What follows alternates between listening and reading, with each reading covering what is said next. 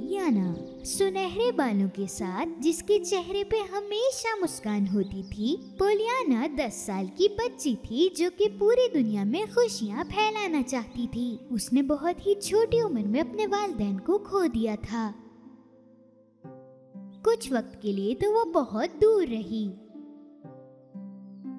कुछ वक्त गुजरने के बाद उसकी आंटी ने ये जिम्मेदारी ली कि वो पोलियाना को अपने साथ रखेंगी। उसकी आंटी ने बड़ी खुशी के साथ पोलियाना के लिए एक कमरा तैयार किया। उनकी नौकरानी नैन्सी इस बारे में बहुत खुश थी। उम्मीद है ये नया मेहमान मिस पोली को खुश करने में कामयाब होगा। जब पोलियाना घर आई तो वो खुशी से रोने लगी।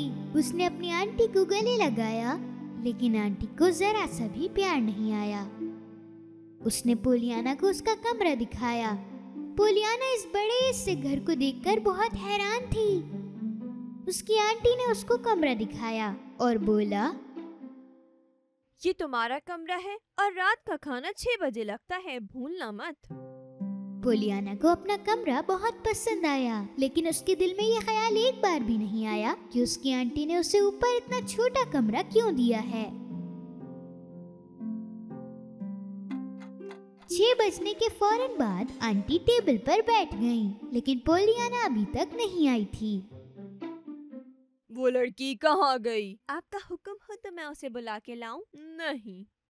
रात के खाने के बाद आंटी पोलियाना के कमरे में गई और देखा कमरा खाली है। वो जल्दी से गार्डनर के पास गई और उसे बताया कि पोलियाना यहाँ नहीं है। गार्डनर ने अपनी उंगली एक पत्थर की तरफ घुमाई और पोलियाना वहाँ खड़ी थी। जल्दी से आंटी पोलियाना के पास गई और उसे घर में ले आई। भले कुछ भी हुआ हो, पोलियाना कभी भी किसी से भी बदतमीजी से पेश नहीं आई और नैन्सी ये देखकर बहुत हैरान हुई। उसने पोलियाना से पूछा कि इसका राज क्या है। खुशी का खेल मेरे बाबा ने सिखाया था जब मैं छोटी थी। एक औरत ने हमें एक चीज भेजी थी। पूछने पर उसने कहा कि ये हमेशा हमारी आंखों के सामने रहेगी और हमें इस बात का एहसास होता रहेगा कि हमें इसके इस्तेमाल की जरूरत ही नहीं। और इसके बाद से जब भी मैं और मेरे वालिद खुद को दुखी महसूस करते हैं, हम उस दिन के बारे में सोचते हैं। शाम के वक्त पोलियाना अपने कमरे में थी बेड पर और वो रो रही थी। बाबा जो परियों के साथ रहते हैं, आप जानते हैं कि मैं एक खेल खेलना चाहती हूँ। अगर आप एक कमरे में अकेले हो और वहाँ अंधेरा हो तो क्या आपको डर नहीं लगेगा? दूसरे दिन पोलियाना अपनी आंटी के पास गई और उन्हें जोर से गले लगा लिया। आंटी, मेरी प्यारी आंटी, आज मैं अपने आप को जिंदा देखकर बहुत खुश हूँ। क्या हम इस तरह सुबह बखैर कहते हैं? ये कहते ही आंटी पोली वहाँ से चली गई। थोड़े दूर से गार्डनर की आंखें भर आईं ये सब देखकर। उसके बाद वो पोलियाना के पास गया और उसने बताया कि वो अपनी अम्मी से बहुत मिलती है। और जब पोलियाना ने अपनी माँ के बारे में सुना तो वो बहुत खुश हुई। थोड़ा वक्त गुजरने के बाद पोलियाना की जिंदगी में थोड़े बदलाव आए। पहले वो अपना नाश्ता करती और उसके फौरन बाद अपना होमवर्क लेकर अपनी आंटी के पास बैठ जाती और खाने के बाद उसके पास 6 बजे तक का वक्त होता था। वो घर के लिए कुछ सामान भी लेकर आ जाती थी। एक दिन बाजार में पोलियाना ने देखा कि एक बंदा बहुत ही बड़ा कोट पहना हुआ है। पोलियाना ने उस बंदे से दोस्ती करना चाही, लेकिन वो समझ ही नहीं पा रही थी कि वो बंदा आखिर बोल क्या रहा है। कुछ वक्त गुजरने के बाद उसने वही बंदा दोबारा देखा। उसने एक दफा फिर उससे बात करने की कोशिश की। इस बार उसने भी उससे बात करना शुरू कर दी। नैन्सी बहुत हैरान हो गई क्योंकि ये इंसान, मेरा मतलब मिस्टर पेंडल्टन, बहुत अमीर इंसान था। वो एक बहुत बड़े घर में अकेला रहता था और आज तक उसने किसी से भी बात नहीं की थी। और उसी दिन पोलियाना अपने साथ एक बहुत ही कमजोर कुत्ते को लेकर आई। मिस पोली ने एक अल्फाज नहीं कहा।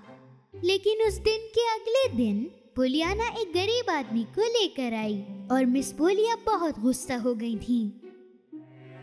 बस पोलियाना, तुमने बहुत सारे काम किए हैं, लेकिन अब बस हो गई। अभी तक तो तुम सड़कों पे से बिल्ली और कुत्ते ला रही थी, लेकिन अब तुम भिखारियों को घर पे ला रही हो। मैं भिखारी नहीं हूँ मैडम।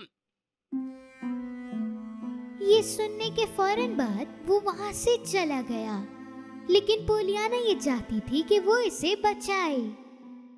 सितंबर के महीने में पोलियाना स्कूल में जाने लगी। पोलियाना को स्कूल पसंद आने में ज्यादा देर नहीं लगी। एक दिन जब पोलियाना उस आदमी के घर गई तो उसने उसे जाने से मना करा और बोला कि तुम मेरे साथ ही रह लो। पोलियाना का जवाब देना तकरीबन नामुमकिन था। मिस्टर पेंडल्टन ने सब कुछ बताया जो कुछ उनके साथ हुआ है। जब मैं जवान था तो मैं तुम्हारी माँ से प्यार करता था, लेकिन वो मुझे नहीं चाहती थी और उसकी तुम्हारे अब्बू से शादी हो गई। फिर वो ये शहर छोड़ के हमेशा के लिए चली गई। उस दिन के बाद से मिस्टर पेंडल्टन हमेशा से पूरी दुनिया से खफा रहे। वो किसी से बात नहीं करते थे, लेकिन जब उन्होंने पोलियाना को देखा जो अपनी माँ की तरह दिखती है, तब से उन्होंने पूरी दुनिया से सही तरीके से पेश आना शुरू कर दिया। जब पोलियाना उनके बराबर में रहने लगेगी तो मिस्टर पेंडल्टन को जीने का मौका मिल जाएगा। कोई बात नहीं, तुम बिल्कुल फिक्र ना करो। तुम मुझे अपना बाप समझो और मैं तुम्हें हमेशा अपनी बेटी समझूंगा। पोलियाना को अपनी आंटी के बारे में याद आया। वो जानती थी कि वो उससे बहुत प्यार करती हैं और वो अपनी आंटी को छोड़ना नहीं चाहती थी। वो मिस्टर पेंडल्टन को ये नहीं बता पा रही थी। आखिर में उसके पास एक आइडिया आया। वो चाहती थी कि मिस्टर पेंडल्टन जिमी को ले आए, उस बच्चे को जिसको उसकी आंटी ने रहने से मना कर दिया, और इस तरह मिस्टर पेंडल्टन और जिमी दोनों खुश हो जाएंगे और पोलियाना दोनों से मिल पाएगी। मिस्टर पेंडल्टन ने दोनों को साथ आने को कहा इसी हफ्ते। लेकिन कुछ दिन गुजरने के बाद एक हादसा पोलियाना के साथ पेश आया। एक गाड़ी ने पोलियाना को मार दिया। अपनी आंखें खोलने के बाद अगले दिन हॉस्पिटल में पोलियाना अपने आप को जिंदा देखकर बहुत खुश हुई। वो नहीं चाहती थी कि वो अपनी आंटी को छोड़ दे और उसे अपनी आंटी से मेरी बेटी सुनना बहुत पसंद था। कुछ ही दिनों बाद पोलियाना ने हॉस्पिटल छोड़ दिया, लेकिन वो अब अपने पैर इस्तेमाल नहीं कर सकती थी।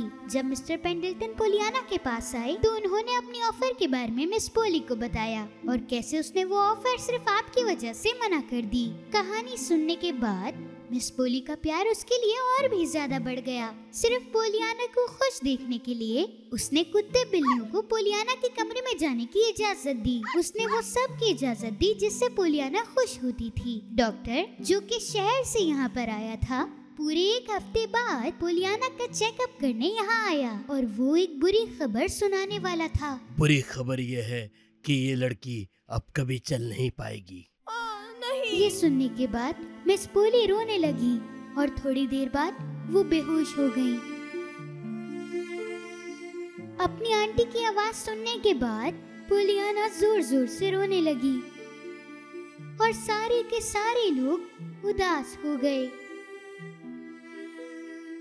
सब लोगों की आंखों में आंसू थे पोलियाना की वजह से। पोलियाना सबको अपने गेम के बारे में बताने लगी। पोलियाना को खुश करने के लिए मिस्टर पेंडल्टन ने जिमी को अडॉप्ट करने का फैसला किया। जब पोलियाना ने खुशखबरी सुनी वो बहुत खुश हुई। वाहिद मिस पोली ही थी जिसको उस गेम के बारे में नहीं पता था। जब उन्होंने नैन्सी से बात करी तो उसे सब कुछ पता चल गया। फिर वो जल्दी से पोलियाना के पास गई। ओह, खुशी का खेल। अब वो खेल हम सब साथ खेलेंगे। अरे आंटी, ये खबर तो बहुत ही अच्छी है।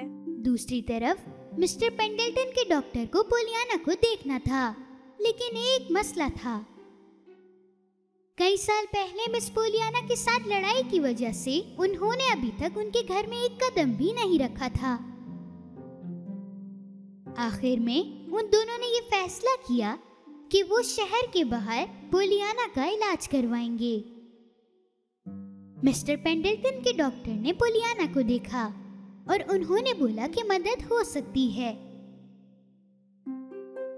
कुछ महीने गुजर गए। आंटी पॉली के पास एक खत आया। प्यारी आंटी पॉली, मेरे पास एक बहुत अच्छी खबर है और वो खबर ये है कि मेरे पैर बिल्कुल ठीक हो गए हैं। डॉक्टर्स ने कहा है कि मैं जल्द ही घर आ जाऊंगी। काश मैं चल के वापस आ सकती और मैं बहुत खुश हूँ। मुझे हर चीज बहुत खुशी देती है।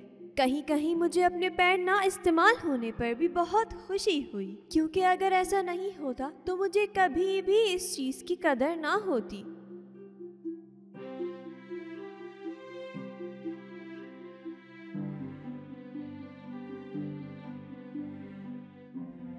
मैं आपसे जल्द ही मिलूंगी, आपकी प्यारी पोलियाना। जमाने में एक छोटी बच्ची रहा करती थी। उसका नाम था हाइडी। उसके माँ बाप के इंतकाल के बाद उसकी आंटी ने उसका ख्याल रखा। एक दिन वो हाइडी के साथ उसके दादाजी के पास उसको लेकर गई।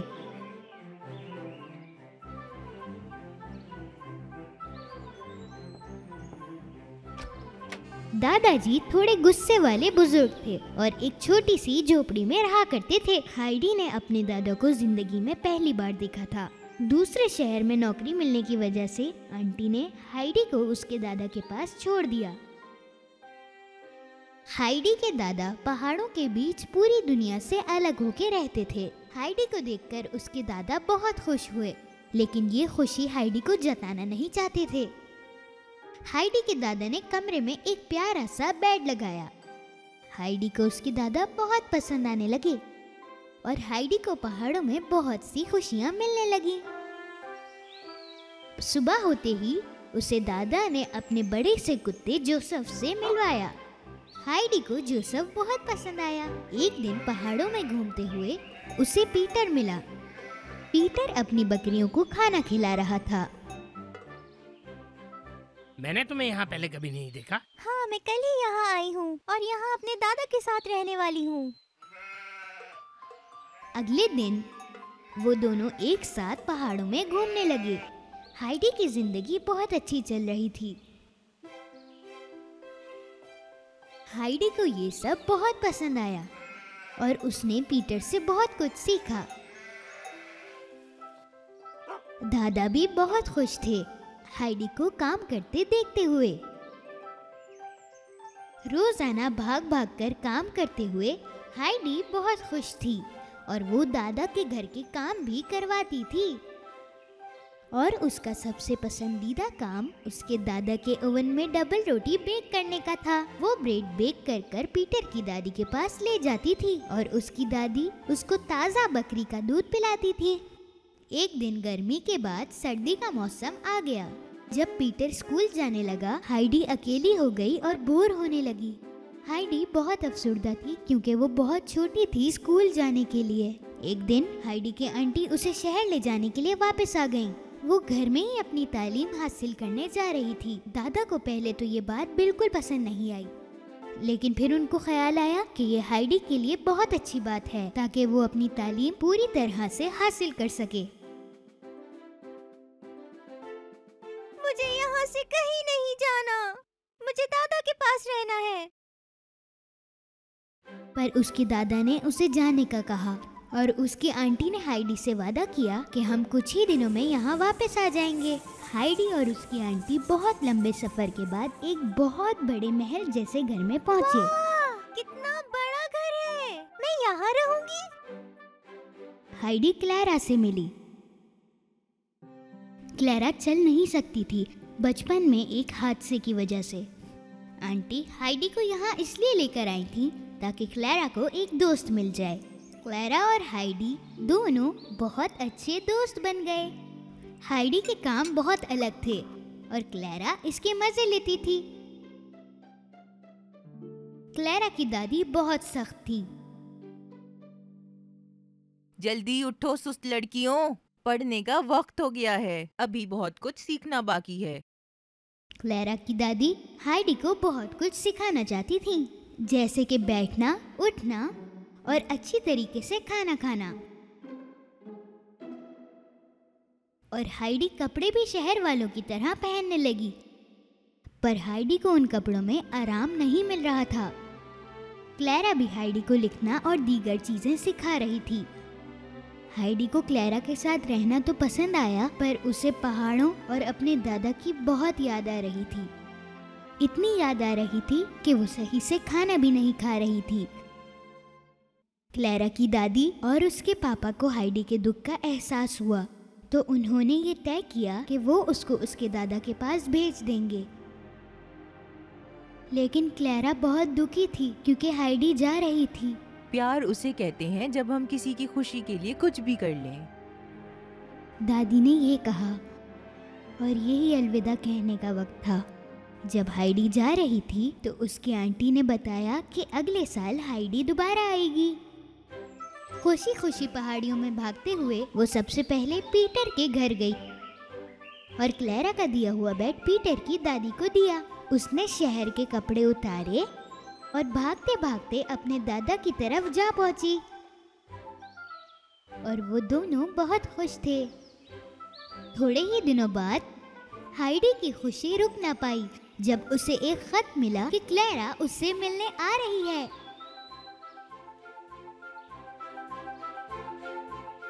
क्लेरा को पहाड़ और पीटर बहुत पसंद आए, पर पीटर थोड़ी सोच में पड़ गया क्योंकि वो नहीं चाहता था कि हाइडी क्लेरा के साथ फिर शहर चली जाए। क्लेरा, हाइडी और पीटर तीनों बहुत मस्तियां करने लगे। पहाड़ों की ताजी हवा और फल क्लेरा के लिए बहुत कीमती थे। पीटर को क्लेरा से जलन होने लगी क्योंकि वो हाइडी की बहुत अच्छी दोस्त बन गई थी। क्लेरा को कुर्सी पर बिठाना और घुमाना भी पीटर को पसंद नहीं था। एक दिन पीटर ने क्लेरा की व्हील चेयर पहाड़ों से नीचे फेंक दी। उसे लगा कि इससे सब परेशानियां दूर हो जाएंगी। उसकी व्हील चेयर के बिना ताजी हवा के सहारे क्लेरा के अंदर चलने की ताकत आने लगी और वो हल्के हल्के चलने लगी हाइडी की मदद से। थोड़ी ही देर बाद वो बिना किसी सहारे के चलना शुरू हो गई। मैं चल सकती हूँ। ये हाइडी, ये सब तुम्हारी वजह से हुआ। एक दिन क्लेरा की दादी और उसके पापा उसे देखने आए और उन्होंने क्लेरा को चलते हुए देखा और उनको ये यकीन नहीं हुआ। उन्होंने हाइडी और उसके दादा का बहुत शुक्रिया अदा किया और उसी वक्त पीटर को उसके किए का एहसास हुआ और उसने क्लेरा की व्हील चेयर फेंकने के लिए माफी मांगी।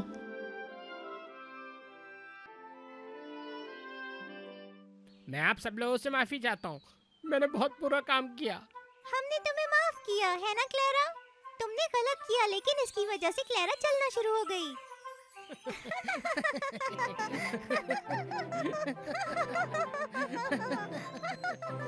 सब खुशी से हंस पड़े। क्लेरा और उसके घर वालों ने ये वादा किया कि वो अगली गर्मियों में दोबारा आएंगे और वो सारे अपने अपने घर बहुत खुशी से रहने लगे।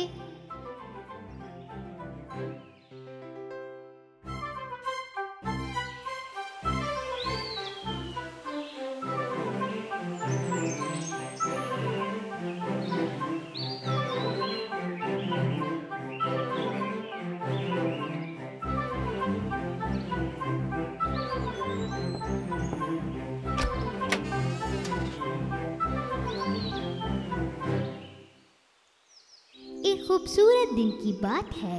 एलिस अपनी बड़ी बहन के साथ पिकनिक पर गई थी। उसकी बहन किताब पढ़ रही थी और हमारी एलिस बोर हो रही थी। तभी एक सफेद खरगोश वहां से गुजरा। वो खरगोश अपने आप से बात कर रहा था। एलिस को बड़ा अजीब लगा। खरगोश ने पॉकेट से एक घड़ी निकाली और बोला, अरे इतना लेट हो गया मैं। एलिस ये सब देखकर हैरान हुई। उसे और जानना था। और वो खरगोश के पीछे भागने लगी। खरगोश एक पेड़ के अंदर जाकर कूद गया और एलिस भी उसके पीछे कूद गई। अंदर वो गिरती ही जा रही थी, जैसे कोई गहरा कुआं हो। नीचे और नीचे। नीचे गिरते हुए उसे कई चीजें दिख रही थी, फर्नीचर, खाने की चीजें और बहुत कुछ। उसकी जैसे दुनिया ही घूम रही थी। आखिर में वो एक गद्दे पर जा गिरी। उठते ही उसके सामने एक कॉरिडोर था, बहुत लंबा। वो उस पे चल के जाने लगी। उसे कई सारे दरवाजे दिखे जो बंद थे। अचानक खरगोश गायब हो गया। अब वो सोचने लगी कि वो बाहर कैसे निकलेगी।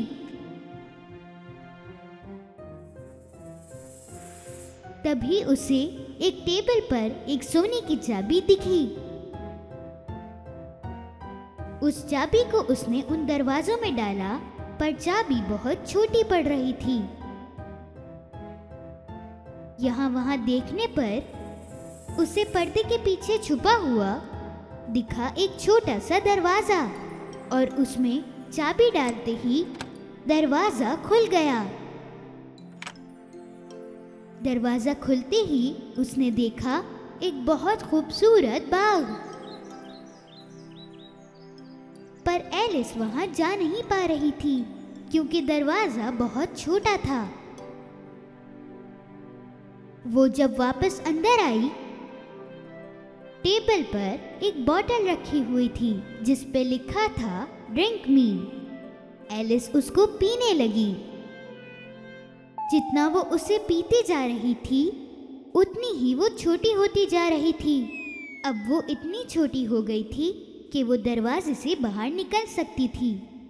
पर जब उसने चाबी की तरफ देखा तो पता लगा कि वो उस तक पहुंच नहीं पाएगी। वो रोने लगी। तभी उस फ्लोर पे एक केक दिखा और उस केक पर लिखा था ईट मी। एलिस ने उस केक से एक टुकड़ा निकालकर खाया। खाते ही वो वापस बड़ी होने लगी। अब वो चाबी तो उठा सकती थी, पर उस दरवाजे से कैसे निकलेगी? एलिस बहुत दुखी हो गई। वो फिर से रोने लगी।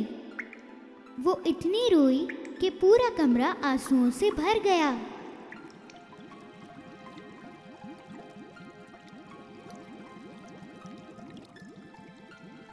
तभी वो खरगोश वहां से जल्दी से भाग गया। एलिस ने आवाज दी, रुको, मेरी बात सुनो, मेरी मदद करो। पर वो जाता रहा। उसने मुड़ के देखा तक नहीं। पर जाते हुए उसके ग्लव्स और हैंड फैन नीचे गिर गए। एलिस ने उसका फैन उठाया और जैसे ही उसने उस फैन से हवा की, वो फिर छोटी होने लगी। फिर वो स्लिप होकर अपने आंसुओं में गिर गई। एलिस और कई जानवर भी उसमें बह के निकलने लगे। जब वो बाहर निकले तो सब भीग चुके थे।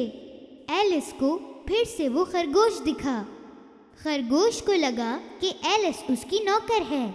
उसने उसे उसके घर जाके उसके ग्लव्स और हैंड फैन लाने को कहा। एलिस जंगल में खरगोश के घर गई।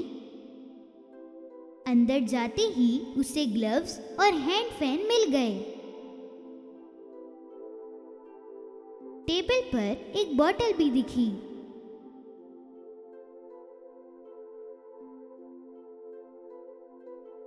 उसने बोतल लेकर वो जादुई शरबत पूरा पी लिया। वो इतनी बड़ी हो गई कि घर के अंदर हिल भी नहीं पा रही थी। दूसरी तरफ खरगोश एलिस के लिए वेट कर रहा था। एलिस से डरकर सारे जानवर घर पर पत्थर फेंकने लगे।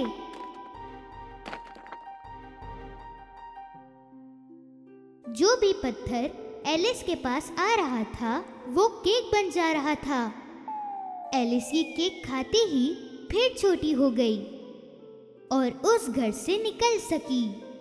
पर इस बार वो बहुत ज्यादा छोटी हो चुकी थी, इतनी छोटी कि वो पेड़ पौधों के बीच गुम हो रही थी। वापस नॉर्मल साइज में कैसे आए वो? उसे दूर एक पपी दिखाई दिया। उसने उसे अपनी तरफ बुलाया। उसके पास आते ही उसे पता चला कि वो कितनी छोटी हो गई थी। वो पपी के कुचले जाने से बाल बाल बची। वो भागती हुई एक मशरूम से जा टकराई। उस पे एक ब्लू कैटरपिलर बैठा था। एलिस ने उससे पूछा कि मैं कैसे नॉर्मल हो सकती हूँ।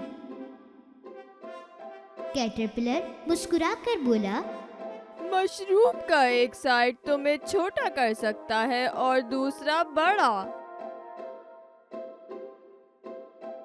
एलिस ने एक छोटा मशरूम का टुकड़ा खाया और वो इतनी बड़ी हो गई कि उसे अपने पैर ही नजर नहीं आ रहे थे। तो अब नॉर्मल होने के लिए उसने दूसरे साइड से मशरूम खाया। दोनों साइड से थोड़ा थोड़ा खाके वो आखिरकार अपने नॉर्मल साइज में आ गई। दोनों साइड से अपने हाथ में एक एक टुकड़ा लेकर रखा। आगे बढ़ते हुए उसे एक छोटा सा घर दिखा, पर उसके अंदर जाने के लिए उसे फिर छोटा होना था। मशरूम का टुकड़ा खाके वो छोटी हो गई। घर के अंदर एलिस किचन में पहुंची। वहां एक औरत अपने बच्चे के साथ खड़ी थी और वहीं एक मोटा बिल्ला भी था। एलिस पे हंस रहा था। एलिस पे पहली बार कोई मुस्कुराता हुआ बिल्ला देखा। उसने पूछा, आपका बिल्ला हंस क्यों रहा है? क्योंकि ये एक चेशर कैट है। औरत ने ऐसा कहा। तभी वो बिल्ला गायब हो गया और औरत का बच्चा रोने लगा। औरत ने बच्चा एलिस को दिया। तुम इसे सुलाओ जब तक ये सो ना जाए। मैं क्वीन के साथ क्रॉकरी खेलने जा रही हूँ। एलिस ने बच्चे को खिलाना शुरू किया। तभी वो बिल्ला वापस से सामने आ गया और हंस के बोलने लगा, तुम्हें मैड हटर और मार्च चेयर को ढूंढना होगा। संभल के, वो दोनों पागल हैं। ये कह के वो बिल्ला फिर से गायब हो गया। एलिस ने गुस्से में बिल्ले से ऐसा कहा, तुम ये बार बार गायब होना और वापस आ जाना बंद करो। मुझे डर लग रहा है। बिल्ला फिर से आया और बोला, ठीक है, मैं आहिस्ता आहिस्ता गायब हो जाता हूँ। पहले पूंछ गई, फिर पेट और पैर, सिर्फ चेहरा ही रह गया था। एलिस बाहर गई और उसे मांच हेयर का घर मिल गया। मांच हेयर मैड हैटर के साथ चाय पी रहा था। मांच हेयर के कानों के बीच अजीब से बाल थे। एलिस को समझ भी नहीं आया कि क्यों, और मैड हैटर ने एक हैट पहन रखा था। एक चूहा आराम से टेबल पर सोया हुआ था और ये दोनों इसे तकिए की तरह इस्तेमाल कर रहे थे। एलिस के आते ही दोनों चिल्लाए कि जगह नहीं है। इतनी सारी तो जगह है। मैड हैटर एलिस से पूछता है, क्या तुम जानती हो ये चूहा ऐसे क्यों सो रहा है? तुम बताओ क्यों? मुझे नहीं मालूम। एलिस इन दोनों की बातों और सवालों से परेशान हो गई। ये सबसे बेकार मीटिंग थी। एलिस को एक दरवाजा दिखा, एक पेड़ के बीच में। अंदर आते ही उसे एक गोल्डन चाबी मिली।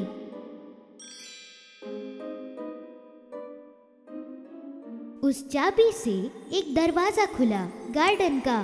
गार्डन बहुत खूबसूरत था। ये गार्डन था क्वीन ऑफ हार्ट्स का और सारे वाइट रोजेस को रेड पेंट किया जा रहा था।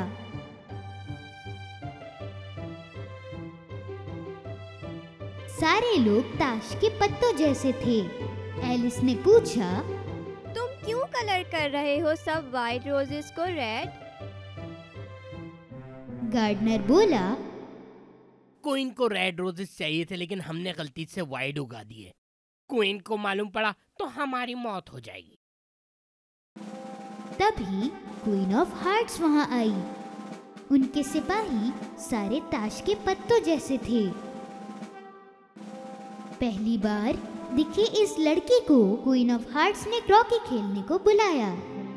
एलिस ने ऐसा क्रॉकी फील्ड कभी नहीं देखा था पहले। हेडहॉग्स बॉल बने थे और फ्लेमिंगोज मैलेट्स। गेम के बीच में खिलाड़ी एक दूसरे को हेजहॉग्स फेंक कर लड़ने लगे। इससे क्वीन को बहुत बुरा लगा। वो गुस्से से चिल्लाई, सभी खिलाड़ियों के सर कलम कर दिए जाएं। उन्होंने क्रॉकी पार्टी कैंसिल कर दी। तभी एक आवाज आई, कोर्ट में केस शुरू हो गया है। सभी कोर्ट की तरफ गए। क्वीन के किचन से पाई चुराने वाले जैक ऑफ हार्ट्स पर कोर्ट केस था। क्वीन हादसे के वक्त जैक ऑफ हार्ट्स को नहीं पकड़ पाई थी, तो सजा कैसे देती? जैक ऑफ हार्ट्स को कैद कर रखा गया था। खरगोश ने एक कागज से पढ़ना शुरू किया। एक इतवार की बात है, हमारी क्वीन ने एक डिलीशियस पेस्ट बनाया था और जैक ऑफ हार्ट्स ने उन्हें चुरा लिया। योर ऑनर ने चिल्लाकर कहा, पहले विटनेस को बुलाया जाए। पहला विटनेस मैड हैटर था।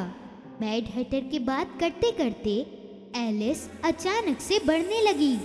खरगोश ने एलिस को विटनेस स्टैंड पर आने के लिए कहा। अपना नाम सुनते ही एलिस खड़ी हो गई। वो इतनी बड़ी हो गई थी कि उसकी ड्रेस जूरी के बेंच पर अटक गई। वो बेंच उल्टी हो गई और कुछ जूरी मेंबर्स भी गिर गए।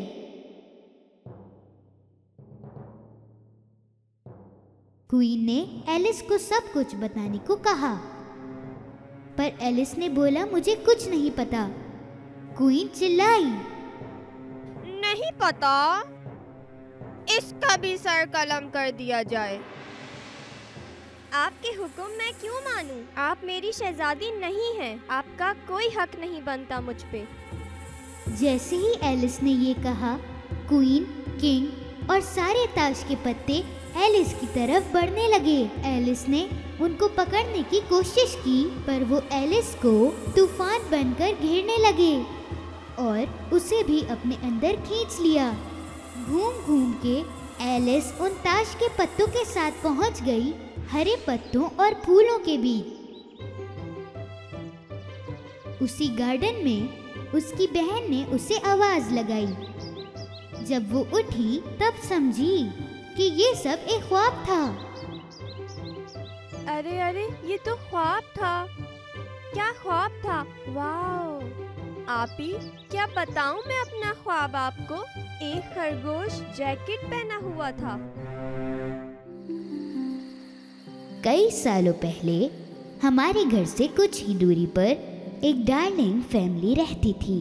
उनकी फैमिली में 3 बच्चे थे। उनके नाम थे जैन, माइकल और वेंडी। वेंडी हमेशा अपनी माँ को बताती थी कि किस तरह से पीटर पैन उसके कमरे में बांसुरी बजाता था। माँ हमेशा उससे कहती थी कि ये सब एक वहम है। कमरे में पत्ते भी दिखाई देते थे जो उसे उलझन में डाल देते थे। वेंडी हमेशा से कहती थी कि पत्ते पीटर पैन से गिरते हैं। एक रात जब उसके माँ बाप घर से बाहर गए हुए थे और बच्चों को घर पर अकेला छोड़ा था, जब उन्हें नींद आई वो सारे सो गए। पीटर पैन कमरे में आया और उन पत्तों को ढूंढने लगा जो वो कमरे में छोड़ गया था। उसी वक्त वेंडी जाग गई। पीटर पैन, मैं तुम्हारा ही इंतजार कर रही थी। आप असली हैं ऐसा कोई नहीं मानता।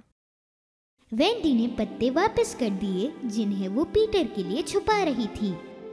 उसे पीटर बहुत पसंद आया। वेंडी, क्या मैं तुम्हें एक अनोखी कहानी सुना सकता हूँ? मुझे नकली कहानी नहीं सुननी है। मैं एक पीटर पैन बनना चाहती हूँ। उसी वक्त पीटर की छोटी दोस्त परी टिंकरबेल खिड़की से अंदर आई।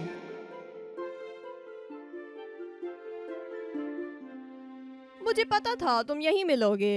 क्या तुम मेरे बिना एक नए सफर की तैयारी कर रहे थे?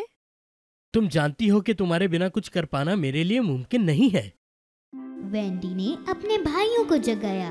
उन्होंने पीटर पैन और टिंकर बेल को हैरानी के साथ देखा। अच्छा, तो तुम उड़ने के लिए तैयार हो? टिंकर बेल ने परों की मिट्टी फेंकी और वो सारे हवा में उड़ने लगे और सब ने एक साथ घर छोड़ दिया। बच्चे नेवरलैंड की तरफ जा रहे थे।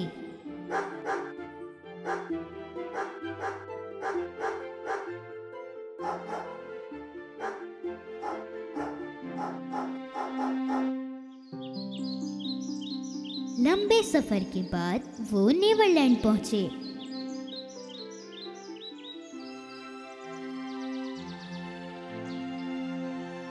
जल परियां, जंगली जानवर, पाकिस्तानी समुद्री डाकू और खोए हुए लड़के भी थे।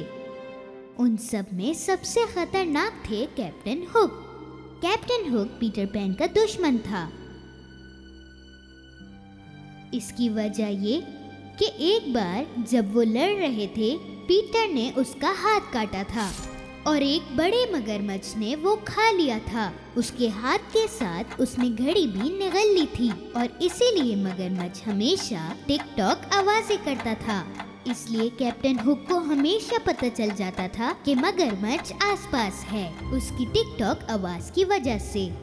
उसे अपनी दूरबीन से चारों तरफ देखते हुए उसे सामने की पहाड़ी पर पीटर पैन बच्चों के साथ नजर आया। उसने फौरन अपने आदमियों को बम फेंकने का हुक्म दिया। पीटर पैन और बच्चों का बम से निकलना बहुत मुश्किल था। टिंकर बेल, तुम बच्चों को किसी महफूज जगह ले जाओ, मैं हुक को देखता हूँ। टिंकर बेल को वेंडी से बहुत जलन होती थी, इसलिए वो उसे पीटर पैन से दूर रखना चाहती थी। उसने एक बहाना बनाकर उसने वेंडी को पहाड़ी पर छोड़कर जैन और माइकल को वो एक महफूज जगह ले गई। उन तीनों में से एक लड़के ने वेंडी को दूर से देखा और उसे दुश्मन समझकर मार दिया। उसी वक्त पीटर पैन कैप्टन हुक से लड़ रहा था, लेकिन अचानक उसका हाथ खाने वाले मगरमच्छ को देखकर वो डरकर वहां से भाग गया। जब पीटर पैन वापस आ रहा था, तब उसने वेंडी को चट्टानों पर बेहोश पड़ा देखा। वो बहुत परेशान हो गया। खोए हुए लड़कों को बहुत दुख हो रहा था जब उन्हें पता चला कि वेंडी दुश्मन नहीं बल्कि पीटर की दोस्त थी। मैंने बच्चों को तुम्हारे हवाले किया था। टिंकर बेल को भी बहुत दुख हुआ और उसे महसूस हुआ कि उसने बहुत गलत किया है। मुझे माफ कर दो पीटर, दोबारा ऐसा नहीं होगा, मैं वादा करती हूँ। खोए हुए बच्चों ने वेंडी और उसके भाइयों के लिए बहुत अच्छा घर बनाया। रात में वो सभी पेड़ों के नीचे सोते और वेंडी की कहानियाँ सुनते और पीटर घर के बाहर निगरानी करता था। एक दिन जब वो चट्टानों पर आराम कर रहे थे, उन्होंने समुद्री डाकू को आते हुए देखा। उन डाकुओं ने पाकिस्तानी शहजादी को अपना गुलाम बना लिया था। पीटर पैन और उसके लड़के उसे बचाने के लिए चले गए।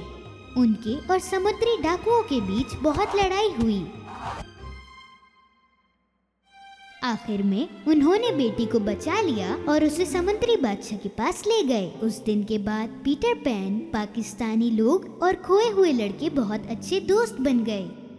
इतना ही नहीं, समुद्री बादशाह ने लड़कों की हिफाजत करने के लिए अपने 2 सिपाहियों को पीटर पैन के साथ रहने का हुक्म दिया। बेशक कैप्टन हुक को इस बारे में पता चल चुका था। एक दिन मैं तुम्हें हराऊंगा पीटर पैन और तुम बच नहीं पाओगे। एक रात जब वेंडी अपने घर वालों की कहानी बताने लगी, तो पीटर को एहसास हुआ कि वो और उसका भाई घर वालों को कितना याद कर रहे हैं। इसलिए उसने कहा कि अगर वो चाहे तो वो वापस जा सकते हैं, पर वो रहना चाहते थे। जब वो लंबे सफर के लिए पैकिंग कर रहे थे, तो समुद्री डाकू ने उन पर हमला किया। पाकिस्तानियों के लिए जाल फैलाकर उन्हें पकड़ने के बाद समुद्री डाकुओं ने लड़कों को पकड़ लिया। पीटर पैन घर पर सो रहा था और लड़कों के साथ क्या हुआ इस बात से अनजान था। कैप्टन हुक ने उसे सोते हुए देख लिया था। वो पीटर पैन के घर का दरवाजा खोल नहीं सका।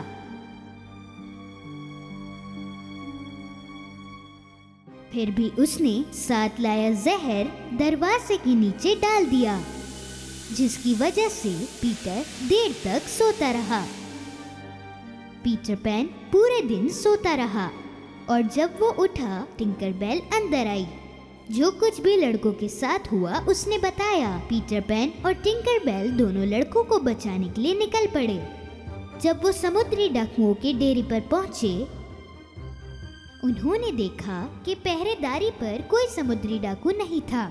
जब वो चट्टान की दूसरी तरफ गए तो वहाँ का नजारा देखकर बहुत हैरान हो गए। वेंडी, जैन, माइकल और खोए हुए लड़के सभी खंभों से बंधे हुए थे और कैप्टन हुक हाथ में जलती हुई लकड़ी पकड़ा हुआ था। तुम्हारी आखिरी ख्वाहिश क्या है? वेंडी, जो सबसे बड़ी थी, उसने बोलना शुरू किया। मेरे दोस्तों, मेरे आखिरी अल्फाज वही होंगे जो तुम्हारी माँ ने तुम्हें बताए थे। अगर आज वो यहाँ होती तो कहती कि डरने की कोई बात नहीं और बहादुरी से अपनी मौत का सामना करो। बहादुर बनो, सच्चाई की हमेशा जीत होती है, हमेशा। वेंडी की बात सुनकर कैप्टन हुक को बहुत गुस्सा आया। वो उसे कश्ती पर ले आया और उसे खंबे पर बांध दिया। उसी वक्त पीटर पैन और टिंकरबेल लड़कों को बचाने के लिए वहाँ आ पहुँचे और उसी वक्त पाकिस्तानी समुद्री डाकू भी वहाँ आ पहुँचे। इससे पीटर पैन बहुत खुश हुआ क्योंकि उनकी मदद से उन्होंने लड़कों को बचा लिया। अब वेंडी को आजाद करवाने का वक्त था। पीटर पैन और लड़के कैप्टन हुक के जहाज पर पहुँचे, जहाँ कुछ ही समुद्री डाकू बचे हुए थे और जब उन्हें एहसास हुआ कि वो पिट जाएंगे, वो जहाज से कूद गए।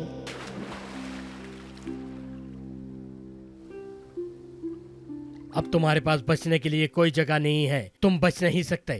पीटर पैन और लड़कों ने कैप्टन हुक की तरफ बढ़ना शुरू किया ताकि वो पीछे की तरफ जा सके और अचानक उसने एक आवाज सुनी। वो आवाज जिसका उसे सबसे ज्यादा डर था। डर के मारे जब कैप्टन ने पीछे मुड़कर देखा तो मगरमच्छ उसका पानी में गिरने का इंतजार कर रही थी। बचाओ! पलक झपकते ही वो कश्ती के दूसरी तरफ भागा और पानी में कूद गया। जितनी जल्दी हो सका उसने तैरना शुरू किया। पीटर पैन और लड़के हंसने लगे। उस वक्त से कैप्टन हुक का जहाज अब लड़कों का था और उनके कैप्टन अब पीटर पैन थे। हम आपके हुक्म के लिए तैयार हैं कैप्टन।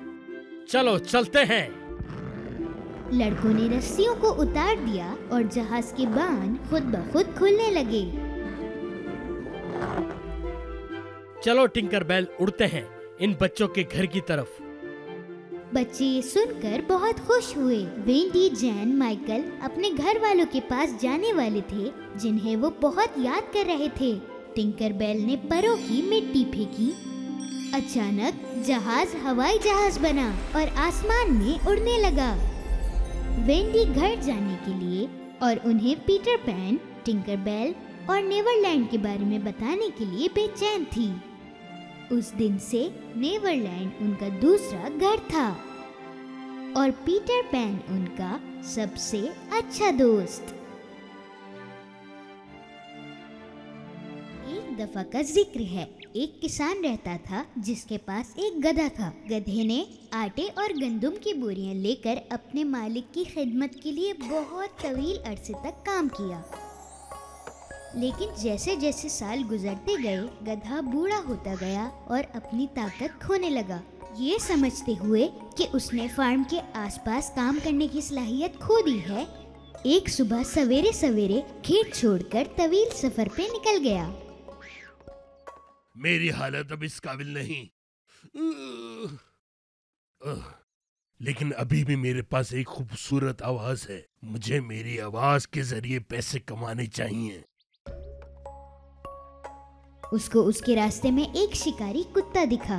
गधा उसके पास गया। अरे तुम इस तरह यहाँ लेटे क्या कर रहे हो? मैं एक शिकारी कुत्ता हूँ जो अपनी उम्र के बढ़ने से अपनी ताकत खो बैठा हूँ, यहाँ तक कि अपने मालिक की भी मदद नहीं कर सकता। तो फिर तुम्हारे लिए मेरे पास एक काम है। मैं इस दुनिया का सबसे बड़ा सिंगर बनना चाहता हूँ। मेरी एक ऑफर है, हम लोग एक बैंड बनाते हैं और मैं तुम्हें सिखाऊंगा कि ड्रम कैसे बजाते हैं।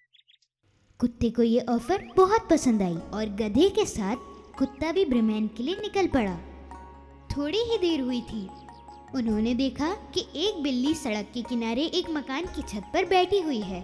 वो बिल्ली काफी अफसरदा लग रही थी। क्या हुआ प्यारी बिल्ली, तुम काफी उदास लग रही हो, आखिर वजह क्या है? मैं बूढ़ी हो चुकी हूँ, अब मेरे पास भागने की भी ताकत नहीं है और ना ही नोकीले दांत।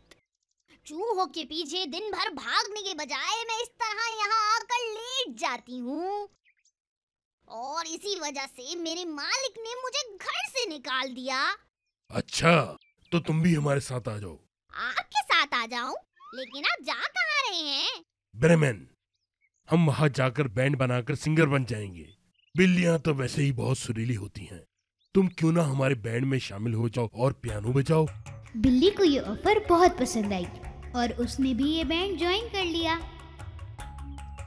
जब ये तीनों एक फार्म की तरफ से गुजर रहे थे तो उन्होंने देखा कि एक मुर्गा जोर जोर से चीख रहा था।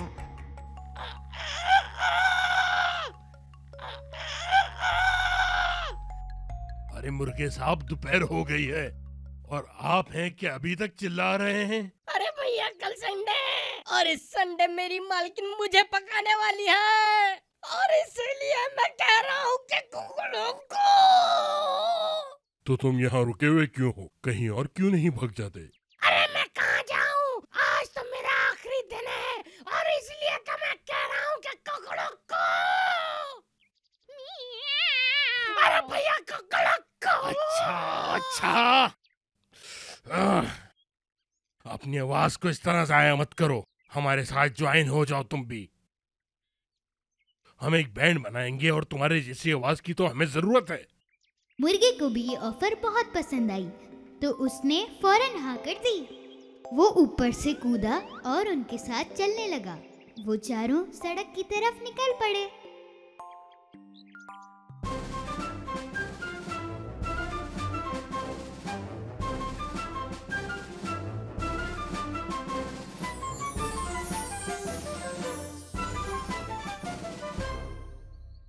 हम लोग आज रात यहीं कयाम करेंगे क्योंकि कल हमारी एक नई सुबह का आगाज होगा। सोने से पहले मुर्गा काफी ऊंचाई से चारों तरफ चुपके चुपके देखने लगा।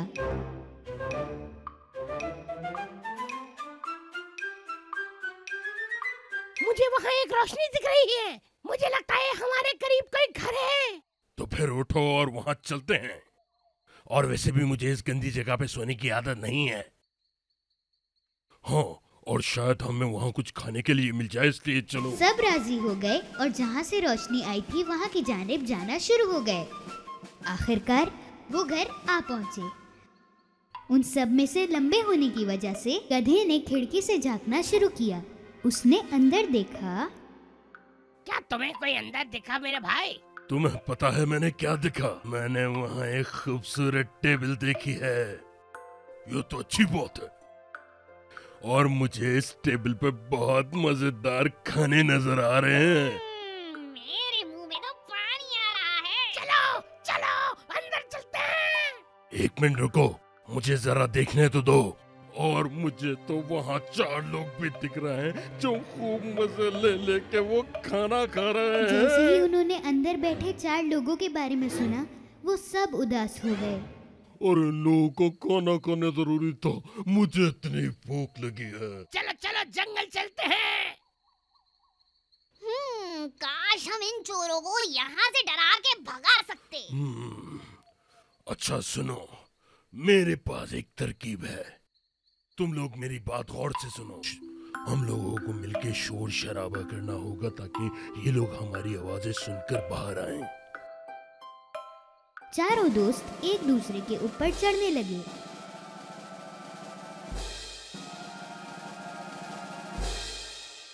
फिर जैसा कि गधे ने कहा था, वो सारे गाने गाना शुरू हो गए।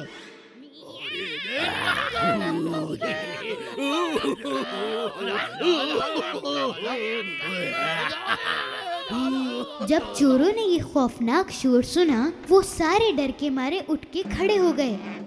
उन चारों दोस्तों ने खिड़की तोड़ी और जोर से छलांग मारकर अंदर चले गए।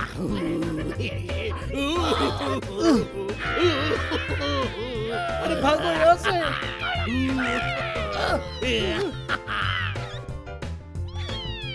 अरे छोड़ो मुझे, भागो यहाँ से। उन्होंने अपने हथियार छोड़े और चारों अपनी जान बचाकर जंगल की तरफ भागने लगे। चारों दोस्त बहुत खुश थे क्योंकि सब कुछ प्लान के मुताबिक हुआ।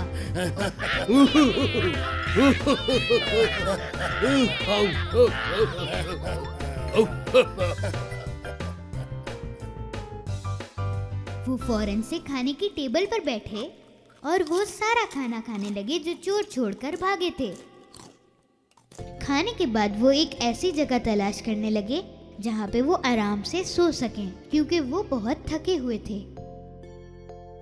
उन्होंने सारी लाइट्स बंद करी और सोने के लिए लेट गए।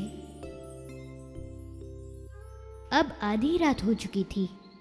चोरों ने घर की तरफ देखा और वो परेशान हो गए कि घर में रोशनी क्यों नहीं है। उन्होंने उनमें से एक को घर चेक करने के लिए भेजा।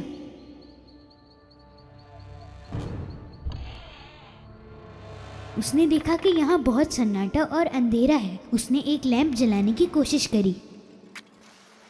उसने जैसे ही माचिस जलाई, बिल्ली उसके ऊपर कूदी और उसका मुंह नोच लिया।